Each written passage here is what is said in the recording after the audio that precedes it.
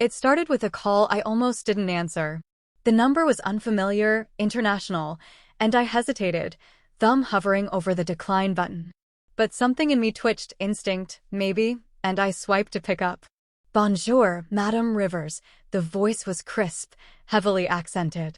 We're confirming your suite upgrade at the Hotel Marais Lumiere for this evening. The Eiffel Tower view has been secured as requested.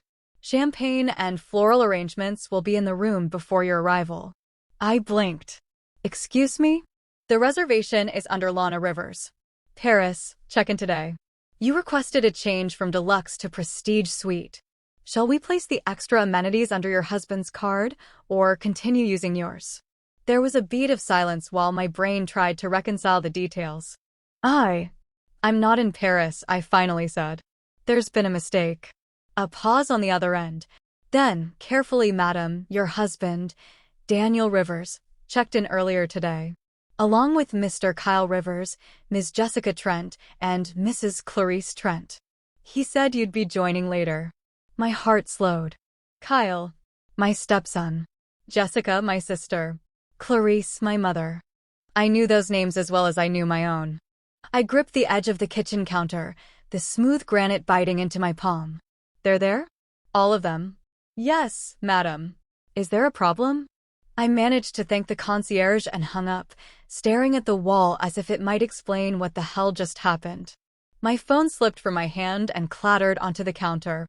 I stood there in the quiet of the house I'd kept spotless for years, the house where I cooked, folded laundry, smiled through dinner parties, feeling like the air had been sucked from the room. I walked slowly to the living room, sat on the edge of the couch, and opened Daniel's calendar on our shared laptop. I knew his passwords. I used to book his meetings. I used to organize his travel. Used to. And there it was. Europe trip confirmed. With tiny subnotes. Paris 3 nights, Florence 5 nights, Amalfi 4 nights, Geneva 2 nights. No mention of me. A hollow ringing started in my ears. I opened our shared photo album. Empty. I scrolled through texts. Nothing recent from Daniel. A few dry, you okay? Messages from Kyle. Sending love, from my sister Jessica, 3 days ago. Love for what? My grief? My loss? I glanced over at the fireplace. The urn sat on the mantel, gleaming gold in the afternoon light. My father's ashes. The only man who had never lied to me, never left me. And now the rest of them, my so-called family, were sipping espresso in Paris without me. And they used my name to do it. I stood and moved like a ghost through the hallways, retracing my steps from the last week. The funeral, the quiet afterward. The way Daniel had held me, just enough to appear supportive, not enough to feel real. The late-night whispers I'd chalked up to stress. The hush in the kitchen when I entered. How Kyle barely looked me in the eye. It hadn't felt like paranoia then. But now? Now it was a puzzle, and I could see the edges taking shape. I moved quickly, almost frantically, to the drawer where Daniel kept our documents. I pulled out the travel wallet empty. Not even a boarding pass left behind. Then to my own desk. I opened my email. There was a string of confirmation emails marked as read, all forwarded to Daniel. Airline reservations. Hotel bookings. Spa appointments. Some with my name as the contact. I hadn't seen any of them. I opened our bank account. My name was on the primary savings. The one with the life insurance payout after Dad passed. I hadn't touched it yet. It had felt too soon. Or so I thought. I scanned the transactions. Large withdrawals. Wire transfers. Charges in euros, francs, and pounds. Luxury retailers in Milan. Restaurant tabs in Rome. They had used my grief. They had used me. A wave of nausea surged through me, but I pressed it down. My father's voice whispered in my memory, "Don't let MCU break, Lana." That's when they win. I took a breath and clicked through every detail I could find. They hadn't just excluded me. They had planned this. All of them. Together. I was the absent fifth in their twisted European adventure. I could hear Daniel now. It was for your own good. The rehearsed charm. The soft manipulation. He'd always had a way of disguising control as care. And I'd fallen for it. Year after year. But this? This wasn't just betrayal. This was exposure. They thought I was broken. That I'd crawl into bed with a heating pad and herbal tea and stay quiet, grateful to be spared the jet lag. They'd built their little scheme assuming I'd stay right where they left me. But they didn't know what they'd woken up.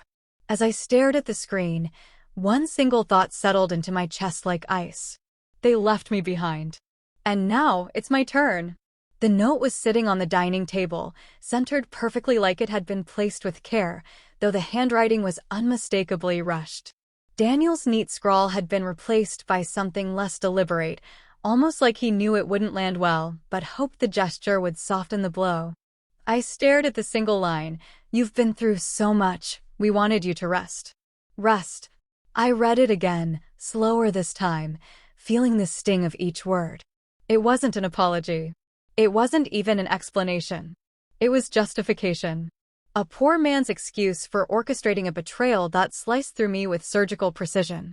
They had packed up, planned, and left, and this limp line of ink was supposed to explain away everything? I held the note with shaking fingers, turning it over like it might reveal more, a secret message scribbled on the back. But it was blank. Just a white sheet and a sentence that boiled my blood. I walked toward the bedroom, opened the safe tucked behind my bookshelf, Dad's safe. I hadn't touched it in months, not since the lawyer handed me the check after the funeral, telling me the life insurance had matured and transferred solely to me. It felt too big, too final. I didn't want to spend my father's money while still feeling the echo of his laugh in the walls of this house. I tapped in the code. 0912, his birthday. The check wasn't there. My breath hitched, a quiet inhale that turned jagged as I rifled through the other papers. Old tax returns. My birth certificate. A letter from Dad I hadn't yet brought myself to read. But the envelope from the insurance company? Gone. I ran back to the computer, pulled up the joint bank account again, and scrolled with determination. I hadn't looked deep enough before. I'd just seen the surface, obvious charges, clear withdrawals. Now I was digging. And there it was. A deposit for $800,000 from Mid-South Mutual, dated 3 days after Dad's funeral. The account had ballooned, then rapidly drained. $30,000 to a travel agency. $5,200 to a designer store in Paris. $11,000 to a yacht service in Amalfi. I scrolled faster, heart pounding, breath shallow. Nearly $750,000 gone. I sat back, clutching the sides of the chair as though the room might spin without an anchor. This wasn't some misunderstanding. This wasn't a spur-of-the-moment splurge. They had methodically picked apart my inheritance, my security, my grief. Used it like a party fund. The worst part wasn't even the money. It was the names attached to those charges. Daniel. My husband. The man who held me at night while I sobbed for my father. Jessica. My sister, who swore we were forever, who braided my hair during the vigil and whispered how sorry she was. Clarice. My mother, cold, practical, emotionally bankrupt. I should have expected this from her. But I didn't. I never do. And Kyle, my stepson. The boy I raised since he was 11. The boy I taught to drive. The one who called me Ma after his own mother refused to come around. All of them. United in silence. I clicked into Daniel's email. I knew his passwords. Years of marriage, of trust, of shared routines had built a system. A dangerous one, for him. Messages confirmed it all. Jessica coordinating outfit plans. Clarice talking about booking spa packages with Lana's funds she'd want us to. My mother using my name like it was currency, like I wasn't a person. There was even a thread between Daniel and some woman named Celeste. She won't suspect a thing, he wrote. She's still grieving, bless her. I felt something crack deep inside. Not break. Not snap. It was sharper, cleaner. A shift. I stood slowly, the room suddenly too quiet. The note on the table fluttered slightly in the breeze from the AC. You've been through so much, we wanted you to rest. They wanted me dormant. Silent. Numb. They had counted on it. Bet my pain would keep me paralyzed. But they forgot what my father always said about me. Lana's not the type to stay down. She waits. She watches. And then she moves. And he was right. I moved with purpose back to the bedroom, collected every piece of paperwork I could find, bank statements, account numbers, insurance documentation. I snapped photos, uploaded them to a drive only I could access. I opened a separate account, a new one in a different bank. I started shifting the little that remained. There wasn't much left, but what they hadn't taken, I would protect like a wolf with teeth bared. I looked around the house, our house, and felt its walls closing in. Not because it was small, but because it had been built on lies. How long had they planned this? How many dinners had they sat through, nodding politely while imagining Italian villas funded by my dead father? I walked to the fireplace, pulled the urn close, and whispered, "I see it now, Dad. All of it."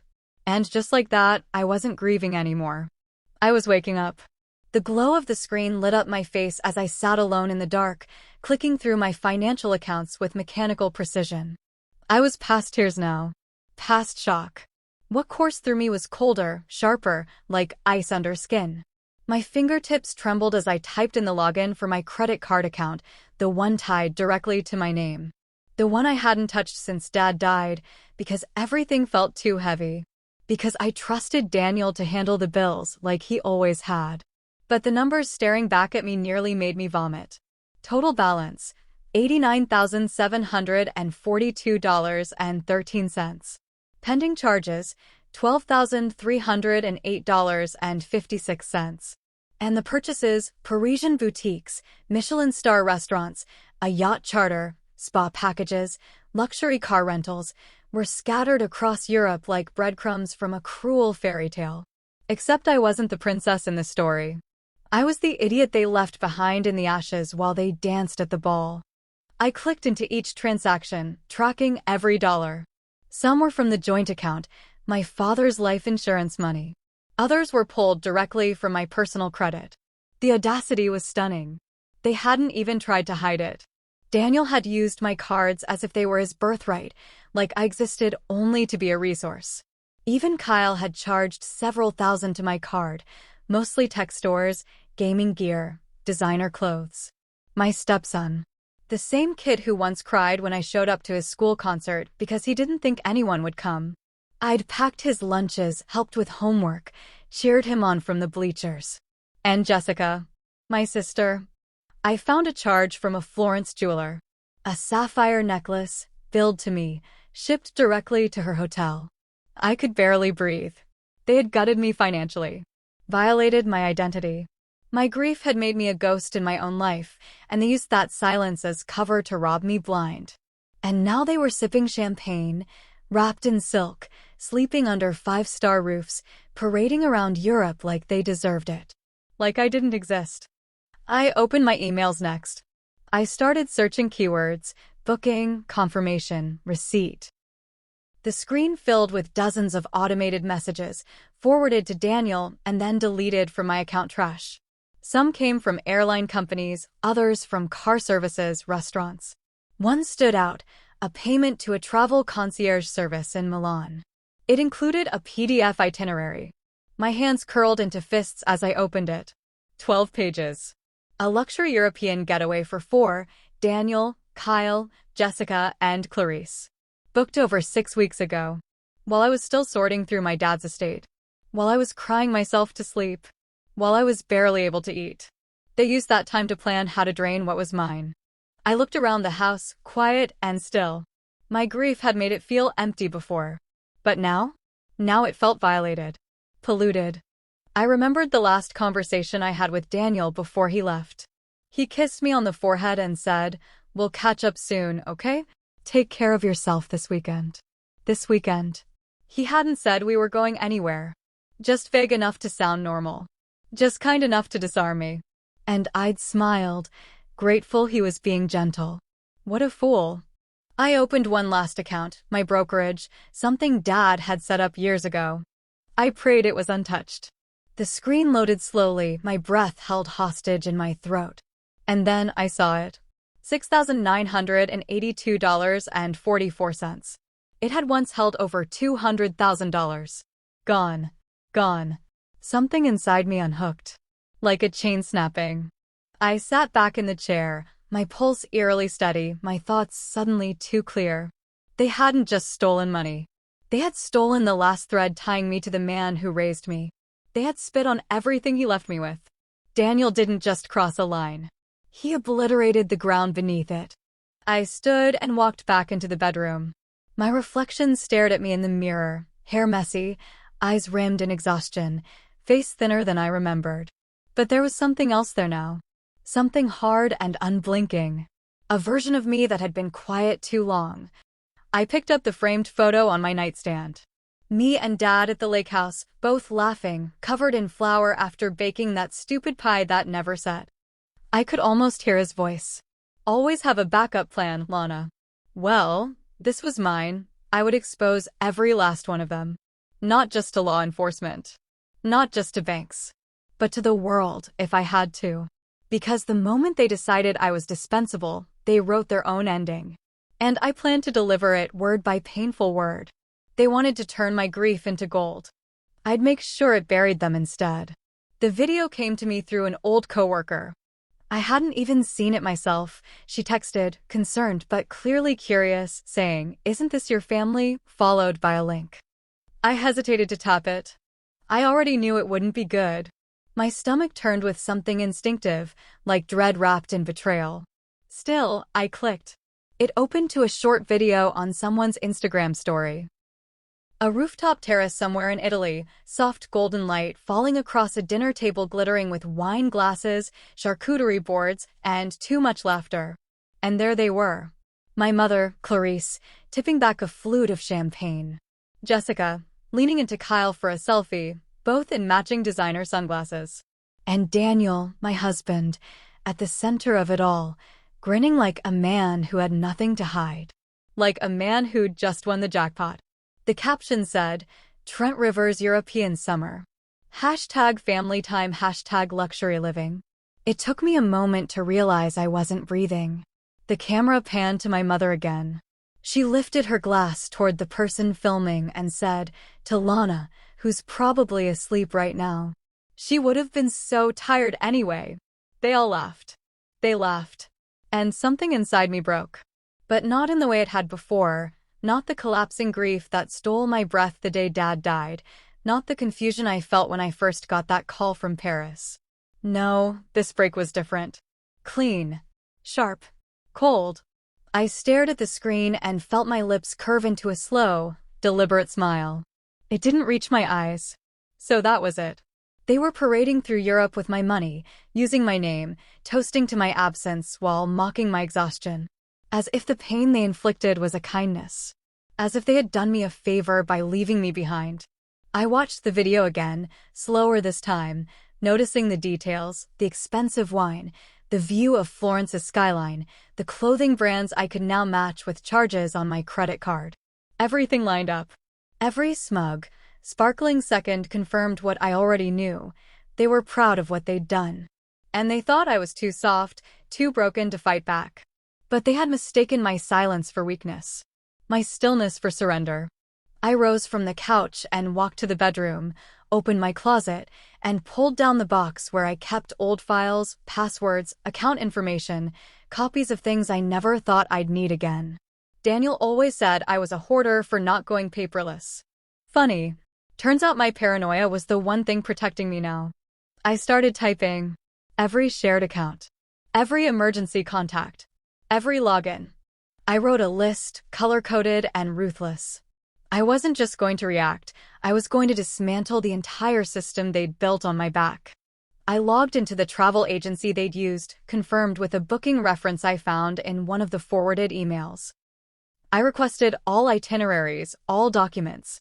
I flagged the account as fraud. Then I opened the credit card portal and began reporting every unauthorized charge. Normally, they make it hard. But identity theft? Especially with documentation? That gets their attention fast. The agent on the line, after reviewing the details, said, "We'll begin a formal investigation immediately.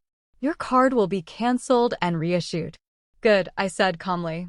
"And lock the card against any new charges from Europe." "They're still there." She paused. "We can do that." Then I called the bank and flagged the joint account. "I believe my identity has been used without my consent," I told the representative. The funds were transferred using forged permission.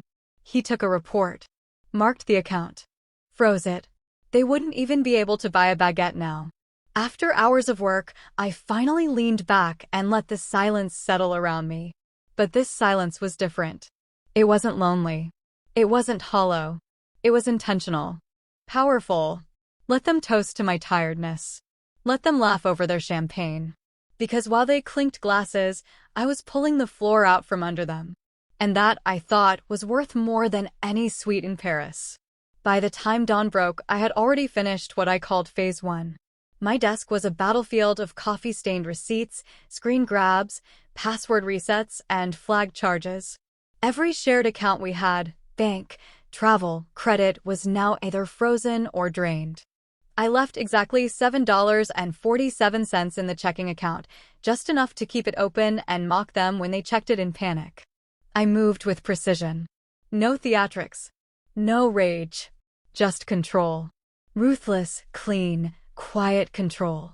I started with the airline, using Daniel's login because he was arrogant enough to keep using the same password for everything. I found the return flights. First class, of course. Booked through my account, naturally. Rome to New York. Departing in 3 days. I opened a new tab and logged into the airline's customer portal. One by one, I canceled each reservation. Not rebooked. Not modified. Canceled. I selected unauthorized charge where prompted. When asked for a reason, I simply wrote, identity theft, card holder not traveling. Next came the hotels. They had several more nights booked across Italy and Switzerland. 5-star names, suites with private terraces and personal chefs. The kind of opulence they never offered me, not even after my father died. I called the flagship property in Amalfi. "Yes, this is Lana Rivers," I said, with the kind of calm that makes people nervous. "I'd like to cancel all remaining nights for Daniel Rivers, Kyle Rivers, Clarice Trent, and Jessica Trent. There's been a security issue." The concierge stammered, asked a few questions, then relented when I sent confirmation of my identity and the original booking email, all conveniently under my name.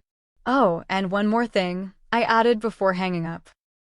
"Please inform the guests at check-in that their payment methods have been reported as fraudulent. You'll want to escort them out quietly." She hesitated. "Madam Rivers, this may cause distress." "I'm sure it will," I replied and hung up. I hit every hotel, every luxury car rental, every scheduled tour and dinner reservation. One after another, I collapsed their itinerary like a house of cards. By noon, they were effectively homeless in Europe. The accounts were next. I pulled what remained of the money into a new account under my name alone. Not much was left, just over $22,000, but it was mine, and now it was safe. I flagged all associated accounts for identity theft and reported my social security number as compromised, just in case Daniel got any bright ideas about opening lines of credit in my name again. I filed a full identity theft report with the FTC and sent copies to every financial institution we had ever used. I included clear evidence: my name, their usage, the timing of my father's death. The sympathetic responses started rolling in within hours. And then I reported my passport stolen. This was the part that made me smile. You see, Daniel had taken my passport last year to keep it safe. I never questioned it. I trusted him, and now I knew why. He wanted to control whether I could travel, whether I could follow. But now, reporting it as stolen triggered a flag. Any use of that number would now be met with scrutiny, which meant, emergency passports or not, re-entry into the US wouldn't be smooth for any of them, especially since several of their plane tickets were booked using my stolen identity. I sat back, looked at the digital wreckage I'd created, and let myself breathe. It wasn't over. Not yet. But the foundation had crumbled. The empire they'd built on my pain was falling, piece by deceitful piece. My phone buzzed. Daniel. Then Kyle. Then Jessica. Back to Daniel. 6 missed calls. 10 texts. All some variation of, "What's going on? Call me. Why are our cards declined?" Lana, please answer me. I didn't. I watched them pile up like trash. Then Kyle posted a frantic update on social media. So my mom just nuked us, he wrote. No flights. No hotels. No money. This is actually insane. Hashtag stranded in Florence. I couldn't help it, I laughed. A full, guttural laugh that spilled into my chest and out into the quiet of the house. Stranded in Florence. Poor Kyle. Bet he missed the matching sunglasses now. And that's when the notifications started. Shares. Comments. Likes. People online, strangers, were eating it up. They didn't know the whole story. Not yet, but they smelled drama. And the internet loves a villain. Well, let them think I was the villain for now. Because the real story was just beginning. And I held every piece of it in the palm of my hand. I woke to chaos, not around me, but in my inbox, on my phone, across my entire digital life. The morning light poured through the window, catching on the floating dust, making the room seem peaceful, almost soft. But the world beyond my walls was on fire. Daniel had left 17 voicemails overnight, each one more desperate than the last. The earlier ones were commanding, annoyed, his usual tone when things didn't go his way. Lana, this isn't funny. Call me back.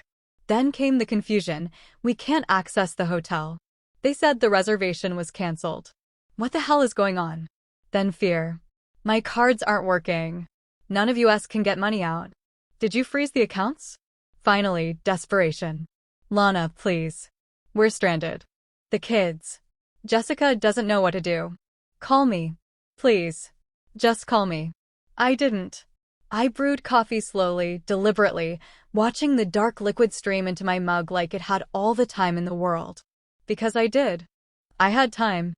I had control. I had my peace. They had none of those things now. I opened social media and found Kyle's post had gone viral. People were eating it up like popcorn. Trust fund meltdown in Florence. Family stranded after mom pulls the plug. This is giving real revenge fantasy energy. Thousands of comments. Memes. Screenshots. I read every one of them. One comment stuck with me. She didn't nuke you. She reclaimed her power. I smiled. Then came the DMs, strangers thanking me without knowing the full story, calling me an icon, a cautionary tale, a hero. I knew it would shift once the headlines changed, but for now, the tide was mine. The press hadn't picked it up yet, but I knew it wouldn't take long. A family drama unfolding in real time, laced with luxury, betrayal, and petty vengeance. That was gold. All it needed was a spark. And I was the match. I uploaded screenshots of the bank withdrawals, the flight confirmations, the hotel charges, all under my name. I didn't explain much. Just enough. A caption, when your grief becomes someone else's vacation fund. It took 15 minutes for it to explode. I shut my laptop and let the silence settle. Outside, birds chirped as if the world hadn't shifted overnight. But it had. Not just for them, for me. I wasn't the woman who waited by the phone anymore. I wasn't someone who let betrayal simmer in her chest until it burned her from the inside. I had acted. I had reclaimed. And now I was watching it ripple outward. By noon, my lawyer called. A calm, precise woman named Elena Marsh. I liked her immediately. You're doing the right thing, Ms. Rivers, she said. We've already started drafting the charges. Identity theft. Financial fraud. Possibly even conspiracy, given the number of people involved. Can they be extradited? I asked. Once they return to U.S. soil, it's easier. The international alert helps, especially since they're now flagged with multiple institutions. The canceled flights complicate things for them. Good, I said. I want it to be complicated. She didn't try to soften me. She understood. I appreciated that. As we ended the call, a new voicemail came in. Jessica. Her voice was shrill, high-pitched panic layered over entitlement. Lana, what are you doing? We're family. You can't just do this. We have nowhere to stay. We're in a hostel. A hostel, Lana. Clarice is having a meltdown and Kyle's stuck using hotel Wi-Fi to beg friends for cash. Call me back. I listened to it twice, then deleted it. They were learning, finally, what it felt like to be discarded, overlooked, unprotected. And while I didn't wish physical harm on any of them, I did wish for understanding. I wanted them to sit in the discomfort they once left me to drown in. I wanted them to feel what it meant to be powerless in the face of someone else's choices. And oh, how quickly that lesson was being delivered. By the end of the day, even Daniel's Instagram had vanished. Deleted or made private, I didn't care. Their illusion of perfection had cracked. The world was watching now. The likes they once chased were turning to judgment, curiosity, questions. Good. Because the truth had a way of surfacing. And I hadn't even begun to tell my side yet. Let them scream. Let them scramble for shelter, for excuses, for backup plans. I didn't need to lift another finger. I'd already taken the first step toward everything they never expected. Freedom. The lawyer's office had the kind of sharp, modern stillness that seemed to demand silence. Polished floors, gray and gold walls, a faint scent of eucalyptus and lemon that made everything feel surgical. Elena Marsh greeted me with a firm handshake and eyes that didn't flinch. She wasn't the comforting type, and I didn't want her to be. I needed someone who could handle the weight of everything I was about to throw at her without blinking. She gestured to the seat across from her and slid a stack of forms toward me. This is the formal complaint for identity theft and financial fraud. Once it's filed, we'll have jurisdiction to proceed with freezing all international access to your assets and open a case against your husband, your mother, your sister, and your stepson. Hearing all 4 names together like that, it should have hurt. It should have made me wince. But all I felt was clarity. I had been mourning their betrayal, mourning my father, mourning the version of my life I thought was real. But now there was no room left for mourning. There was only movement. I signed the documents with a steady hand. Once this is submitted, Elena continued, the banks and credit bureaus will be legally obligated to notify any institutions where your information is being used. The hotels and travel companies are already being investigated. And, she added with a faint smirk, your ex-husband's recent attempt to use your social security number to rebook flights has accelerated the process. I raised my eyebrows.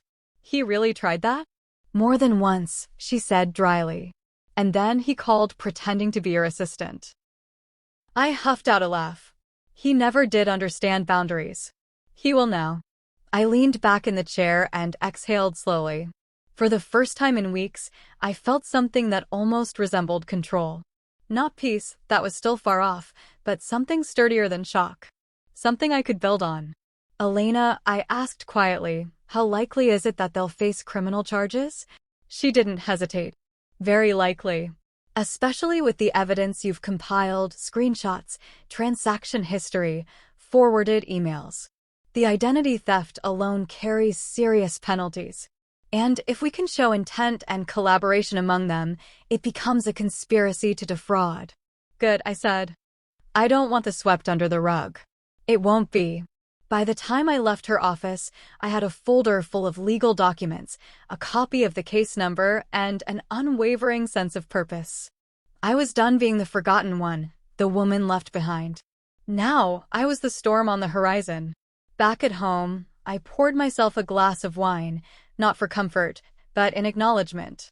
A quiet toast to the version of me that had finally stopped asking why they did it and started asking what I was going to do about it. I checked my email. More messages. One from the French banking authority confirming they'd opened a formal inquiry into the unauthorized use of my identity. Another from the Italian hotel concierge who had received notice of the fraud and promised their full cooperation. One by one, the dominoes were falling. Then came the news alert. American family reportedly stranded in Europe after luxury vacation goes awry, sources cite financial misconduct. The article wasn't long, but it was enough. The words fraud, alleged misuse of funds, and identity theft were all there. So were their names, Daniel Rivers, Jessica Trent, Clarice Trent, and Kyle Rivers. A few quotes from locals who witnessed their panicked attempts to book last-minute accommodations. A blurry photo of Clarice arguing with the front desk clerk while Jessica sat on a suitcase, crying into her hands. I read it twice, then forwarded it to Elena. Her response was instant. Excellent. This will help. Daniel tried calling again. I didn't answer. Then a new message popped up from Jessica. No apologies. No explanations. Just, you've ruined everything. Do you know what people are saying about us? I stared at it, amused by the irony. What people were saying. Not what they had done. Not how they had hurt me. Only how they looked now that the mask had cracked. I deleted the message. This was no longer about them. This was about the woman who had let herself be small to make others comfortable. The woman who had swallowed her pain to keep the peace. The woman who stood quietly in the background while others spent her love, her money, her legacy. That woman was gone. Now, I was choosing myself. And for the first time in years, that felt like justice. 3 weeks after I'd flipped their world upside down, I knew the day they returned would arrive. It was inevitable, like the final scene in a play you've memorized but still want to watch unfold. The emergency passports they had to scramble for in Zurich came through faster than I expected, probably thanks to some tearful performance at the U.S. consulate. Daniel could be convincing when he wanted to be. He had always known how to weaponize charm. But charm couldn't save them now. I knew their flight number. I tracked it obsessively, not out of longing or fear, but strategy. Watching that little airplane icon inch across the Atlantic felt symbolic, like watching fools float back into a storm they didn't yet realize had changed shape. Because I wasn't the quiet woman they'd left behind. I was the reckoning waiting on the other side of customs. They landed at JFK late in the afternoon. The arrivals board pinged, and I refreshed the screen until the word landed turned green. I imagined them stepping off the plane, tired, puffy-eyed, dressed in clothes they'd probably hand-washed in a hostel sink. No chauffeur. No sleek black car waiting. Just the sterile buzz of an airport terminal and reality, raw and loud, waiting to greet them. And I made sure it did. I arranged it carefully, a courier from my lawyer's office standing just past the international arrivals gate, holding a slim folder and a plain white envelope. Nothing dramatic. Nothing loud. But enough to draw eyes. Enough to deliver the first of many blows. Inside the folder were legal documents, formal notice of the civil suit and pending criminal charges. Bank fraud, identity theft, financial exploitation. Every signature they'd faked, every dollar they'd stolen, detailed line by line.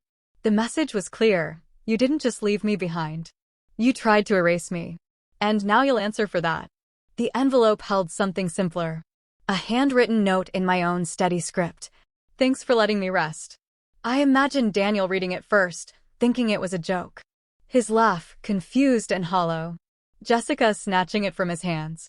Clarice squinting at the legal jargon, growing paler with each sentence.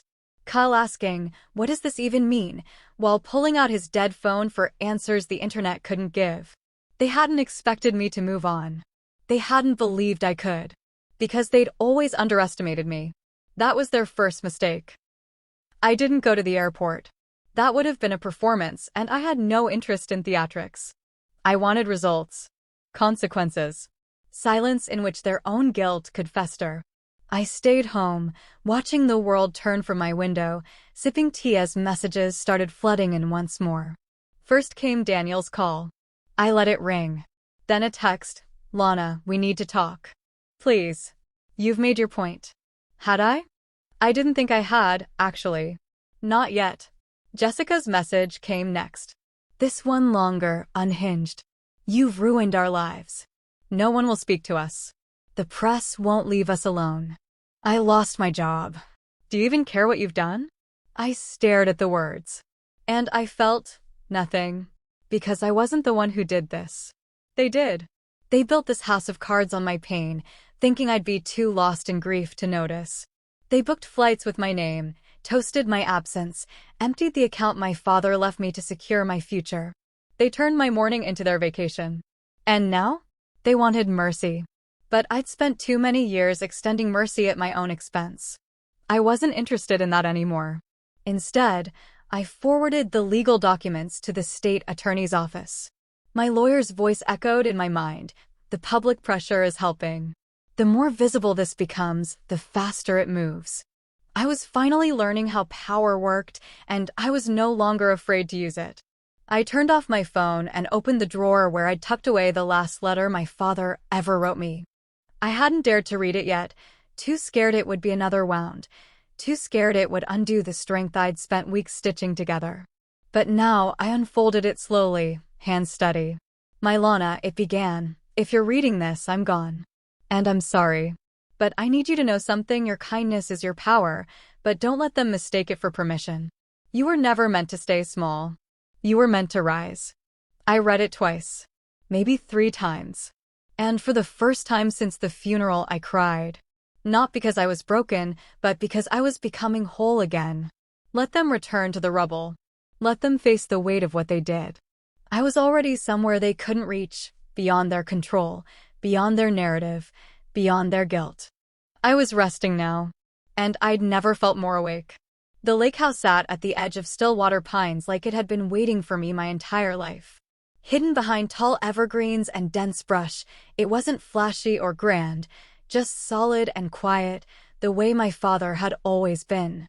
I had no memory of being there before, but when I turned the key in the old brass lock and stepped inside, something shifted in me, like a final door closing on everything I'd left behind.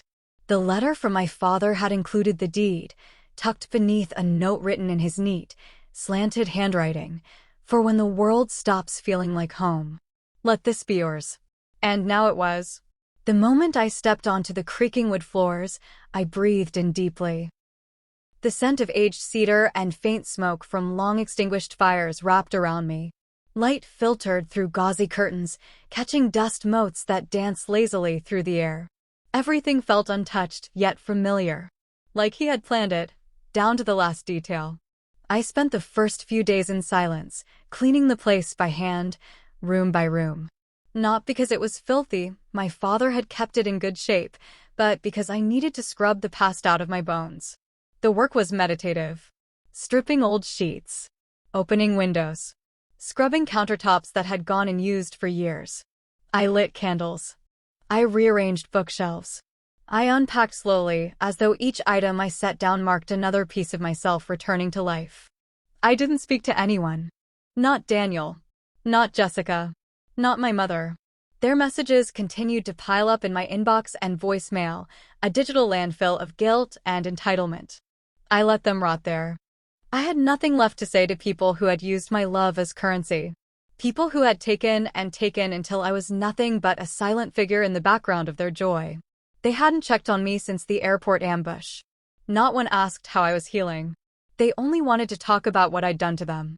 As if my resistance was the real crime, not the months of theft and deception they orchestrated behind my back. But here, none of that reached me. The lake was still partially frozen when I arrived, a sheet of silver blue stretching out beyond the deck. It would thaw soon. Spring was coming. I could feel it in the air, in the way the wind shifted, in the chirp of birds returning to the trees. Life was waking up again. So was I. After a week, I met with Elena one last time, virtually, from the lake house office that now doubled as my own. The civil suit had gained momentum. The bank was cooperating. The travel agencies had handed over additional evidence. Identity theft, wire fraud, misuse of protected funds. They wouldn't see jail time yet, but they were being bled dry by the legal fees and public exposure. "You could settle," Elena said carefully, eyeing me through the screen. "They'd probably accept whatever terms you wanted." "No," I said simply. "They don't get closure. Not from me." She nodded once. "I'll keep pushing forward." I closed the laptop and stared out the window. The sun had just begun to sink behind the trees, casting golden light across the water. I didn't feel vindictive. I didn't feel angry. I felt still. Like the battle was behind me, and what stretched ahead was finally mine to shape. I thought a lot about my father in those days. Not just who he was, but what he left me. Not money. Not just this house. But a sense of worth that was finally blooming. He had always told me I was more than how people treated me. I just hadn't believed him until now. And in the quiet of that lake house, I found space to remember who I'd been before grief made me small. I made tea every morning and walked barefoot on the deck. I read novels for the first time in months. I cooked meals from scratch, meals I wanted, not ones Daniel would have approved of. I slept deeply, dreamlessly. Rest wasn't just something I did here. It became part of me. One morning, I walked to the dock with bare feet and a warm mug of coffee. I sat down on the worn wooden boards, steam curling from the rim of my cup, and whispered aloud, "I'm okay now." The wind rustled the trees like an answer. This place wasn't just an escape. It was the beginning of something new. A life not defined by betrayal or loss. A life where I could choose what stayed and what didn't. And for the first time in years, I knew I didn't need permission to belong somewhere. I already did. And I would build from here. The idea came to me while standing barefoot on the lakehouse deck, cradling a cup of tea and watching the mist roll over the water. It had been weeks since I'd opened another message from my so-called family, and longer since I'd thought of Daniel with anything resembling pain. What lingered now wasn't bitterness, it was clarity. A sense of purpose growing out of stillness. Rest wasn't weakness. It was resurrection. That morning, I walked back inside, sat down at my father's old desk, and opened my laptop. The name came to me instantly, as though it had been waiting at the edge of my mind for months. Rest well. The phrase echoed his last letter. It echoed the note Daniel left behind, twisted into condescension, but I reclaimed it now, reshaped it. Because rest wasn't about giving up. It was about choosing yourself when the world demanded you choose everyone else. And I knew I wasn't the only woman who needed that choice. So I built it. Day by day, I turned the lake house into something more than refuge. I cleared out the unused guest rooms and imagined plush bedding, warm lighting, journals on every nightstand. I turned the den into a meditation space, painted the walls soft shades of sage and cream. In the basement, I found old furniture and gave it new life, sanding, painting, making something beautiful out of something discarded. Like me. I hired a contractor from the nearby town to help expand the dock, to add a small floating platform for yoga, sunrise reading, or just being still. He asked what it was all for. I told him it was for women who needed a place to remember themselves. By summer, Restwell had a name, a space, a purpose. I built a website with trembling fingers and a bold heart. The tagline appeared as easily as the name had. For women who gave everything and finally chose themselves. I sat with it, read it aloud, cried quietly when it felt right. The first bookings came through slowly. A woman named Melissa from Vermont. Another named Tara from Michigan. Then a flurry of inquiries after someone posted about us in a wellness forum. The story, the real story, had leaked long ago. People whispered about the woman who froze her family's vacation and reclaimed her life. They didn't know my name, but they knew the energy. And now, they found me. Each woman who arrived at the retreat carried something I recognized. The tired eyes, the half-apologies, the nervous laughter of someone who'd been taught to shrink. I welcomed them with open arms and no questions. They didn't owe me their pain. They owed themselves their peace. In the quiet moments between check-ins and shared meals, I began writing again. Not just emails or business plans, but real writing, essays, reflections, fragments of a story I thought I'd never tell. I titled it simply, The Woman Who Stayed Behind. Because that's who I was. And who I became. The final page of the website included a quote. My own. Typed carefully beneath a photo of the lake at dawn. Rest isn't silence. It's freedom. I watched bookings fill up for the next season. Word of mouth was powerful, especially among women who had finally decided to stop disappearing for everyone else's comfort. They came from all over, divorced, widowed, exhausted, empty. They left lighter, brighter, a little more whole. Jessica tried to reach out again. A long letter this time, claiming she didn't know the full story and that Daniel manipulated all of us. She asked if we could talk, even just to find closure. I burned the letter in the fireplace and watched the ashes scatter like dead leaves. Clarice hadn't contacted me in months, likely embarrassed now that her country club friends had read the headlines and quietly turned their backs. And Daniel, well, Daniel was busy trying to salvage what remained of his reputation.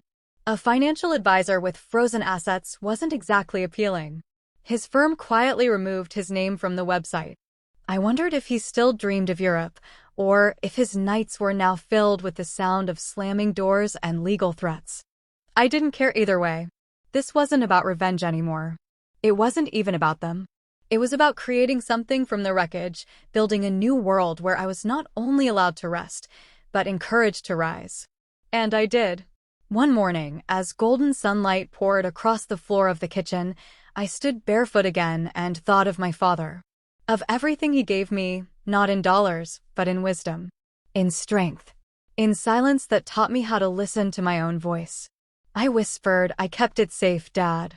And I made it mine. The trees rustled outside the window like they were clapping. And I smiled.